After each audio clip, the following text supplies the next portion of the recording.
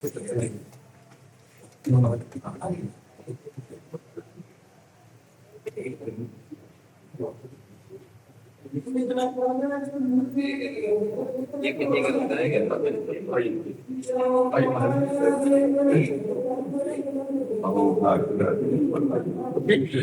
चौकी रक्षा क्रम का अभिनव सिंह जी महाराज सब साता पिंड था। हर हर महादेव। राधे राधे राधे।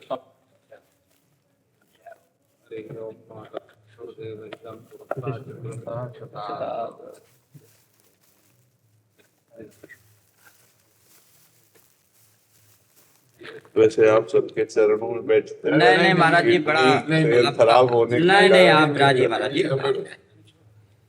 वो परमात्मा क्या नहीं है और क्या है, इसकी चर्चा वेद करते करते, महापुरुष करते करते, बड़े बड़े ब्रह्मलीन महापुरुष करते करते थक गए, पर अंत नहीं पाए, क्योंकि वो अनंत है। वो अनंत है। जहां कहा जाता है कि मैं यहां नहीं हूं, वहां भी वो है। जैसे अब भावदेश में तो है ही, लेकिन अगर कहा जाए मुर्दे में भगवान है क्या, परमात्मा है क्या, क्योंकि वो अंतर ध्यान हो गया, तभी तो मरा हुआ कहा गया। तो वहां से भगवान का अवतार हो गया। पृथु अवतार मुर्दे से ही तो हुआ, वेन के मुर्दे शरीर से दाहिने उससे भगवान पृथु और बाएं से अर्ची महारानी जी प्रकट हो गई। तो हमें तो ऐसा लगता है असत कुछ है ही नहीं। ये प्रारंभिक पढ़ाई है, सत असत का विवेचन। नहीं तो बात है कि जड़ चेतन जग जीव जत सकल राम में जाने, सकल राम में जान, चिद चिद लक्षणम सर्वम राधा कृष्णमयम जगत। चेतन अचेतन सब कुछ राधा कृष्ण, उसके सिवा कुछ नहीं है। बस यही मान ले और निरंतर भगवत स्मरण करे।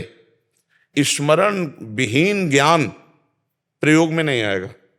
जैसे हमें पता है कि ये नहीं करना चाहिए क्योंकि ये असत है, और भगवत स्मरण नहीं चल रहा एक तार, तो उसमें इतनी सामर्थ्य नहीं कि वो अपने इंद्रिय और मन को रोक सके। वो जानते हुए भी वो अज्ञानी की गति को प्राप्त होगा। जितनी जानकारी है उसका प्रयोग करने की सामर्थ्य भगवत स्मरण में है। इसलिए सनक सनंदन सनातन सनत कुमार जी ब्रह्मबोध संपन्न महापुरुष होने पर भी निरंतर हरिश शरणम हरिश शरणम हरिश शरणम हरिश शरणम।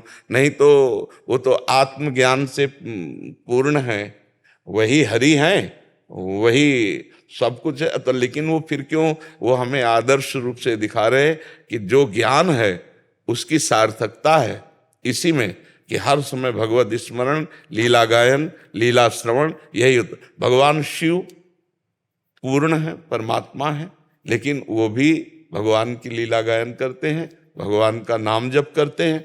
अस कई जपन लगे हरिनामा, है ना। ऐसे तो हमें लगता है कि सब ज्ञान का ज्ञान ये है कि कोई भी सेकेंड, कोई भी श्वास, कोई भी मिनट भगवत स्मरण रहित न हो। बस ये पकड़ ले साधक, सब बोध हो जाएगा, सब ज्ञान हो जाएगा, सब कुछ हो जाएगा। निरंतर स्मरण, एक तार स्मरण, इसी से होता है सब कुछ। अगर भजन नहीं है जीवन में तो वेदांत श्रवण के बाद भी वो निर्विषय स्थिति में नहीं पहुंचेगा। क्योंकि चिंतन का हम जो समय दे रहे हैं विषयों का, इतना बड़ा घातक है। अब हम जो कुछ पढ़ा लिखा सुना सब मिटिया मेट कर देगा। 1 मिनट का विषय का ध्यान, विषय का ध्यान 1 मिनट का, 1 मिनट का विषय का ध्यान 20 वर्ष के किए हुए वेदांत चिंतन पर पानी फेरने के लिए समर्थ है। इतना प्रबल है अज्ञान। इसलिए हर समय जो गुरु प्रदत्त नाम मंत्र उपासना में लगे रहते हैं वही शुद्ध ज्ञान को प्राप्त होते हैं।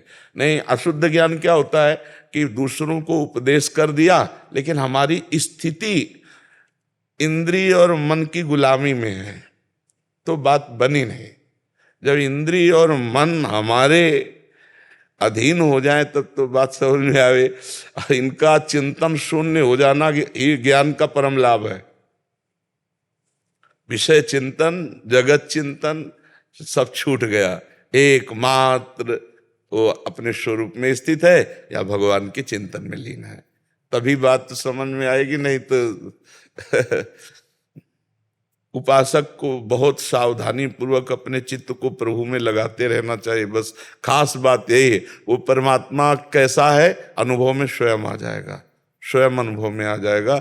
भजन विहीन जीवन व्यर्थ जीवन है, भजन विहीन जीवन व्यर्थ जीवन है। ये बस ये पकड़ ले तो सत्य वस्तु का बोध हो जाएगा। और भजन नहीं है और खूब शास्त्रों का ज्ञान है तो समाज में प्रतिष्ठा हो सकती है, लेकिन बोध नहीं हो सकता। जो आत्म शांति है, परम शांति, वो नहीं हो सकती। श्रद्धावान लभते ज्ञानम तत्परा संहितेन्द्रिया। तत्परा संहित, ज्ञान का मतलब क्या? तत्परा संहितेन्द्रिया, ज्ञानम लब्ध्वा परम शांति। अब जो ज्ञान प्राप्त हुआ ये परम शांति का है। 2 बार ज्ञान शब्द का इसमें, श्रद्धावान लभते ज्ञानम, ये शास्त्र ज्ञान है, लभते ज्ञानम, और तत्परा संहितेन्द्रिया, वो जो ज्ञान है उसकी सार्थकता है, उसमें जो हम जानकारी की उसके परायण होकर अपने इंद्रियों को अंतर्मुख कर लिया, इंद्रियों को भगवत स्वरूप में स्थित कर रहे हैं, उसको शांत कर रहे हैं, बार बार भगवत चिंतन रूपी जल डाल करके उनकी गर्मी शांत कर रहे हैं, इंद्रियां शांत हो रही हैं। बिना शांति के सुख कहाँ है अध्यात्म का? अशांतस्य कुतः सुखम। और शांति बहुत बड़ी वस्तु है। कोई भी द्वंद्व हमें विचलित न कर पाए, हमारी शांति भंग न कर पाए, तब है। जैसे एक सूत्र में है, शांतिरव्यर्थ कालत्वम विरक्तिर्मान शून्यता आशा बंदा समुत्कंठा नाम गाने सदा रुचि। तो इसमें शांति, हमारा कोई अपमान करे हम उसका मंगल मनावें, ये हमारा अध्यात्म है। हमें पीड़ा पहुंचा रहा है, हमें अपमानित कर रहा है, हमें हमारी निंदा कर रहा है, हमारे अंदर से निकल रहा है, तुम्हारा त्रिकाल में भी कहीं भी अमंगल न हो, भगवान तुम्हें स्वस्थ रखें, तुम्हारी बुद्धि शुद्ध हो और तुम सदैव सुखी रहो। उसके प्रति जो हमारा अमंगल कर रहा है, करत जे अनसहन निंदक तिनहु पे अनुग्रह कियो, जो हमारे प्रति अनसहन भाव रखते हैं, ईर्ष्या भाव रखते हैं, द्वेष भाव रखते हैं, उनका भी मंगल मनाए। शांति, अव्यर्थ कालत्वम, एक भी मिनट व्यर्थ नहीं जाना चाहिए साधक का। हर समय आंतरिक सर्वात्मना न विसर्जित बहिरिंद्रियाणी, इंद्रियों को बहिर्मुख न छोड़े। एकश्चरण रासचित्त मनंते से, सदैव अकेला असंग, अंदर से असंग रहे तो हजारों में बैठा हुआ भी वो अकेला ही है, और अंदर से प्रपंच चिंतन कर रहा तो अकेला बैठा हुआ भी प्रपंच में बैठा हुआ है। तो अव्यर्थ कालत्वम और विरक्तिर वैराग्यवान, किसी भी वस्तु व्यक्ति स्थान में राग नहीं। वैराग्यवान खाता पीता उठता बैठता सोता जागता हुआ भी रुचि उसकी परमात्मा में रहती है, भोगों में रुचि नहीं रहती है। वैराग्यवान का मतलब है कि आंतरिक राग वृत्ति का नाश हो जाना। जैसे त्याग है, त्याग में राग रहता है, त्याग में राग रहता है, और वैराग में राग का ही नाश हो जाता है। त्याग में है कि ये चीज हमें नहीं खानी, नहीं भोगनी, क्योंकि हम परमार्थ के पथिक हैं, पर इसमें सुख है, ऐसी राग बुद्धि रहती है उपासक में। तो वहीं से शांति शुरू हो जाती, त्यागत शांति अनंतरम, वहीं से शुरू हो जाता है। फिर वैराग्यवान का तो विशेष आनंद होता है। वैराग्य राग की वृत्ति नहीं है, बाहर से सब कुछ। हमारे सुधानिधि में एक श्लोक में आता है कि कर्माणि श्रुति बोधिता नितराम कुर्वन्तु मां गूढ़ाश्चर्य रसा सृगादि विषयान गृह्णन्तु मुंचन्तु वा कैर्वा भाव रहस्य पारगमति श्री राधिका प्रेयसा। बोले वो भाव की किसी ऐसी स्थिति में पहुंचा हुआ महापुरुष है कि वो शास्त्र के अनुसार कर्म करे या न करे, वो विषयों का सेवन करे या त्याग करे, वो बहिर्मुख पुरुषों का संग करे, तो भी उसमें कोई फर्क नहीं पड़ता है, क्योंकि वो आंतरिक राग उसका नष्ट हो गया है। जैसे भुना हुआ चना कहीं भी डाल दो अंकुरित नहीं हो सकता, ऐसा वैराग्यवान पुरुष होता है। तो शांति अव्यर्थ कालत्वम विरक्तिर और मान शून्यता। साधक की साधना सफल हुई है, इसका परिचय होता है उसका देहाभिमान गलित हुआ है कि नहीं। और देहाभिमान गलित हुआ है तो मान रहित है वो। फिर देहाभिमान ही मान अपमान का बोध कराता है। जहां देहाभिमान गलित हुआ तो मान रहित, और ये मुक्त पुरुष में स्थिति होती है। जैसे निर्मान मोहाजित संग दोषा, मान रहित होना, मान में प्रियता होना ये दोष है। मान होना ये तो एक व्यवहारिकता है, ये कोई सत्य वस्तु थोड़ी है। किसका कौन मान कर रहा है, किसका कौन मान कर रहा है? उस समय प्रश्न करे, कौन मान किसका कर रहा है? अरे कोई साष्टांग दंडोत कर रहा है, कोई नमस्कार कर रहा है, ये व्यवहार है, ये परमार्थ नहीं। परमार्थ द्वैत का नहीं है। परमार्थ तो जो जिसको प्रणाम किया जा रहा है और जो प्रणाम कर रहा है एक ही तत्व है, तो उसमें मान किसका हुआ? तो इसलिए मान के प्रति साधक सावधान रहे, नहीं तो मिटिया मेट कर देता है। मान के चक्कर में पड़ करके रास्ता बदल जाता है। विरक्तिर मान शून्यता, मान शून्यता पर होना चाहिए। तो है बहुत कठिन, प्रवचन कर लेना अलग बात है, और अपमान जिस समय हो उस समय हृदय में दाह ना हो। जैसे विदेश भाषा में हमें कोई गाली दे तो हम मुस्कुराएंगे, क्योंकि हमें पता नहीं क्या कह रहा है, कुछ कह रहा है। ऐसे हमारी भाषा में हमको गाली दे फिर हम मुस्कुराएं, तब माना जाएगा मान शून्यता, मान रहित महापुरुष है। और वैसे मुस्कुराहट आवे जैसी विदेशी भाषा में, जो इस भाषा को हमें ज्ञान नहीं, उस भाषा में हमें बोला जा रहा हो, तब मान शून्यता। आशा बंधा, दृढ़ आशा, इसी जन्म में हमें भगवत प्राप्ति होगी। दृढ़ आशा, आशा दुखमयी होती है, जागतिक, लेकिन भागवतिक आशा ये हमारे परम सुखमयी होती है। आशा ही परमम दुखम, नैराश्यम परमम सुखम, भोगों की तरफ से। लेकिन भगवत मार्ग में इसी जन्म में मुझे ब्रह्मबोध प्राप्त करना है, इसी जन्म में भगवत तत्व साक्षात्कार करना है। दृढ़ आशा, समुत्कंठा, नाम गाने सदा रुचि, उत्साह पूर्वक जो प्रणव मिला है, जो गुरुदेव ने मंत्र दिया है या जो नाम दिया है, उसमें निरंतर स्थिति होनी चाहिए। अगर श्वास प्रश्वास हमारी ये अभ्यास वृत्ति बन जाए तो बहुत आनंद। आगे चलकर तो जैसे दिल धड़क रहा है, हम धड़का थोड़ी रहे हैं, ऐसे ही मंत्र चलता है, चला नहीं रहे, स्वाभाविक चलता है। हाँ, स्वाभाविक। अहंकारे न बहिरांति शंकारे न विषेत पुनः हंसं सोहम परम मंत्रम जीवो जपति सर्वदा। सब हमारे मंत्र को जप करे। तो जैसे हमारी श्वास प्रश्वास चल रही है, हमें अपनी चेतना को इसमें लगाना है। परमात्मा तो सबके हृदय में बैठा है, किसका कल्याण हो गया? सबके हृदय में परमात्मा बैठा है, लेकिन किसका कल्याण हो गया? चित्त दिए हो जगत में तो परमात्मा शांत बैठा हुआ है, उसका चिंतन करो, अभी जागृत करो। जैसे श्वास प्रश्वास में जो ओंकार ध्वनि है वो सबके चल रही, पर चेतना किधर का है? अगर चेतना आपकी जागतिक है ना, तो नरक जाओगे इस स्थिति में भी। अगर चेतना परमात्मा स्वरूप में स्थित है तो बात बनेगी। नहीं, प्रभु आप तो सब हंस परमहंस महापुरुष है, आप देख लीजिए मन और इंद्रियों की गति को प्रभु की तरफ लगाना कितना कठिन है। प्रभु की तरफ सर्वतो भावेन समर्पित भाव होना बहुत कठिन है, बहुत कठिन है। जो साधक चल रहे हैं वो इस बात को समझ रहे हैं कि कितना कठिन है। निरंतर परमात्मा चिंतन करना, एक सेकंड छूटे तो पूरी रचना रच देता है मन।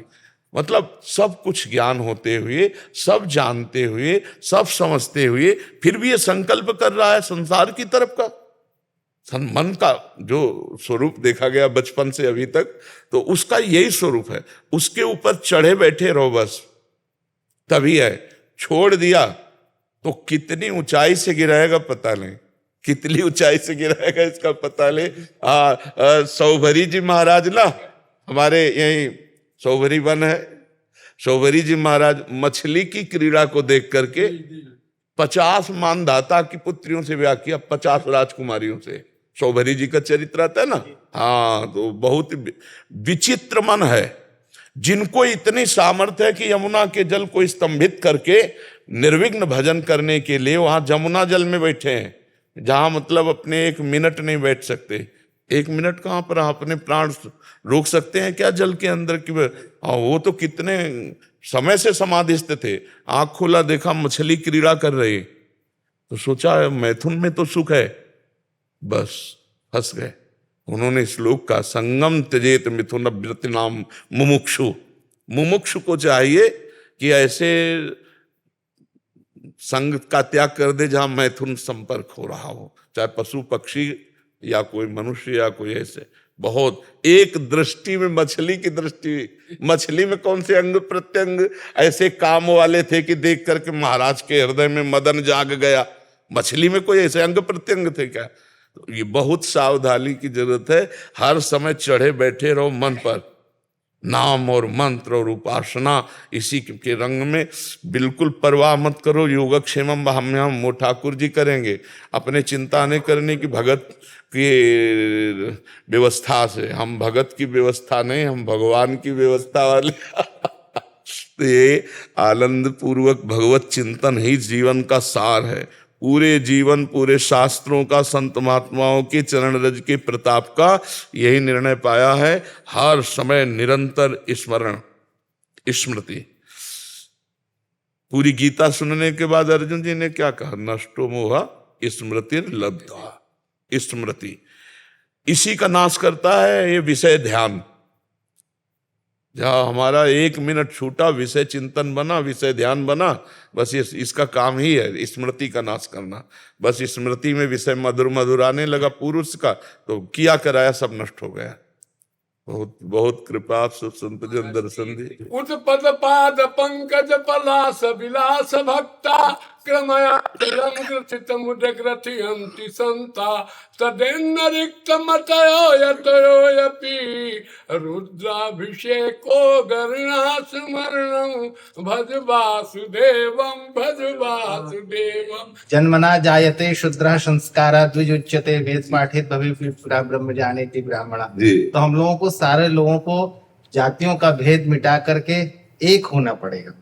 हाँ, ये खास बात ये है, ये बात है। अगर हम देखो, हम तो ये चाहते हैं कि युग धर्म के अनुसार जीव का कल्याण करने का उपाय सोचना चाहिए।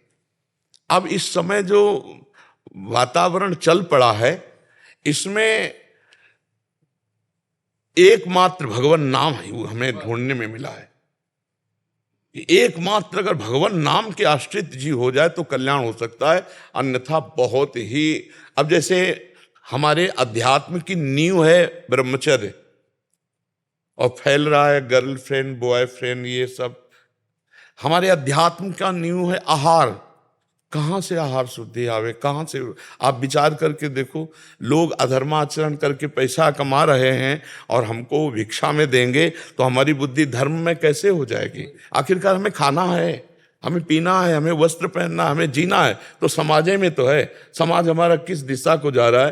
तो हम इनको भगवत चर्चा सुना करके भगवत नाम में और भगवत लीला श्रवण कथन में लगाएं, इसी से कल्याण हो सकता है। अब और उपाय तो मुझे समझ में नहीं आ रहे हैं। और शास्त्र भी कह रहा है, कृतयुगे ध्यायते विष्णु त्रेतायाम यजते मुखै द्वापरे परिचर्यायाम कलौ तद्धरि कीर्तनात्। भगवान कलयुग केवल नाम आधारा सुमिर सुमिरि नर उतरे।